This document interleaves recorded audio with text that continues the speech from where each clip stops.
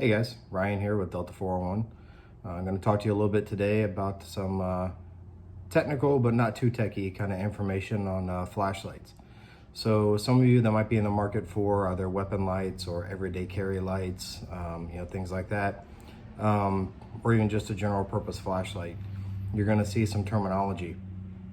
One of the biggest things you're going to look at is lumens. That's one of the biggest things that's advertised. Lumens is basically the power of the light, how bright the light is. The lumens is a measurement of that power. Again, I'm not going to get too techy and give you like specific definitions or anything like that because that's pretty boring. If you want to do that, you got the World Wide Web at your hands. Another thing you're going to see advertised, generally it's not up in the top of the specs. You have to look a little bit more, but something that's very important is Candela. Candela is a measurement of how long that beam of light stays centered before it floods out. Okay, so think of like the pattern of a shotgun. Okay, so when a shotgun, whether it's birdshot, a buckshot, steel shot, anything like that, anything other than a slug, obviously, when that's fired, the farther the distance, the more that pattern expands. Okay, so Candela is basically the same thing, just it relates to lights. Okay, so the Candela, the lower number of Candela that you see advertised means that it's going to spread out faster. The higher the Candela, they're measured in like tens and thousands. So like you'll see 4,000, 5,000. Those kind of lights are going to spread out relatively quick. I mean, those are going to be for more close-in lights, something like a weapon light for a handgun, or maybe even a small everyday carry flashlight. Some of those are generally going to have a little bit lower Candela. Unless you get into some of the bigger ones, some of the larger Surefires and Streamlights, they'll have a decent Candela for reaching out to a longer distance. But those are going to be like, your 1,000, 1,200 lumen lights that are made for longer distances. And then you have something like, the spotlights like this.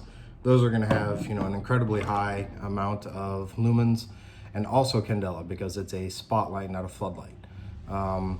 Lights around your home, like motion lights, things like that, they're going to have a very low Candela because the point of them is they want to flood all of that light. They want to take all of that light power and spread it out to light up an area versus trying to hone in and zero in on a certain spot.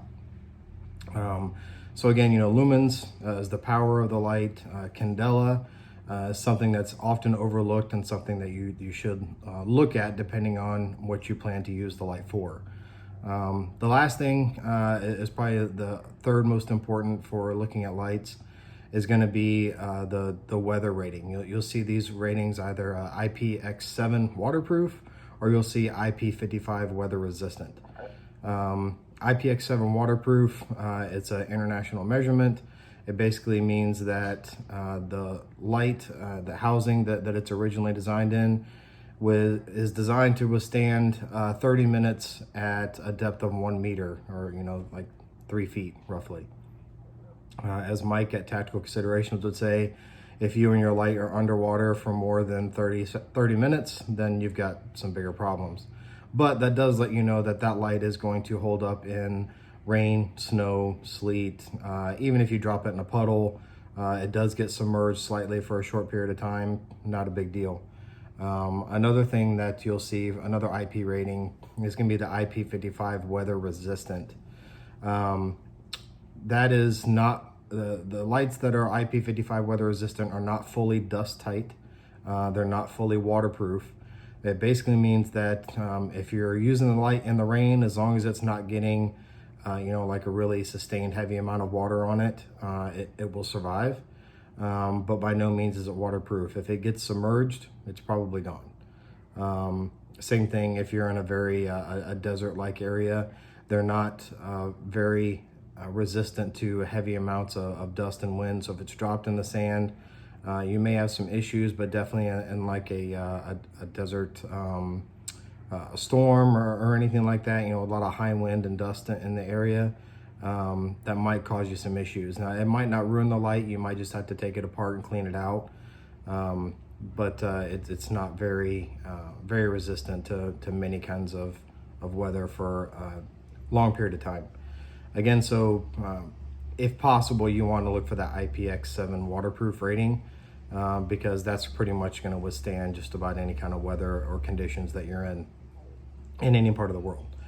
So that's really all I have about for you today. It's a pretty short video. Just wanted to give you some technical knowledge. For those of you, again, that might be in the market for any kind of lights, like I said, whether it be a weapon light, an everyday carry light, a general, around the house, general purpose light, or even something like that spotlight that I showed you. So those are three key things I believe to look at. Also, I mean, your power source, how many batteries it takes, how long the battery life is. Those are generally important. But other than that, those three things, the lumens, the Candela, and the IP weatherproof or weather resistant ratings, those are very important things to look at. I hope this information was helpful. If you guys enjoyed the video, give me a like. You can go ahead and subscribe also for any further videos I'm going to have coming out. And hope you all have a great day. Delta 401's 10-7.